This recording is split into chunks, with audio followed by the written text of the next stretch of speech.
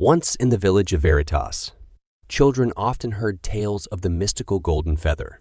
It was said that this feather could shimmer with every color imaginable when held by an honest person, but it would turn dull and gray in the hands of someone who lied. One day, while playing in the forest, young Ella found a feather that gleamed gold and radiated myriad colors. Excited, she ran to the village square, holding it up high, exclaiming, "Look, the golden feather."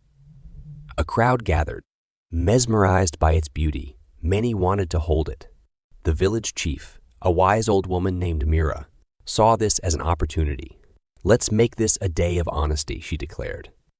"Everyone can hold the feather, but you must first share a truth about yourself." One by one, villagers held the feather and shared truths. Some confessed to harmless secrets, like sneaking an extra cookie at night, while others shared deeper truths, asking for forgiveness for past wrongs. With each confession, the feather seemed to glow brighter.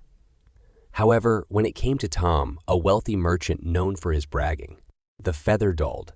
Ashamed, he confessed, "I often exaggerate my tales to seem more important. In truth, I'm just as ordinary as anyone." Upon his confession, the feather regained its luster. The day turned into an evening of reconciliation, forgiveness, and understanding. From then on, the village of Veritas not only became known for the mystical golden feather, but also as a place where honesty was its true treasure. And as for L.A., she became the village's storyteller, reminding every generation of the day Veritas shone brighter than the golden feather itself.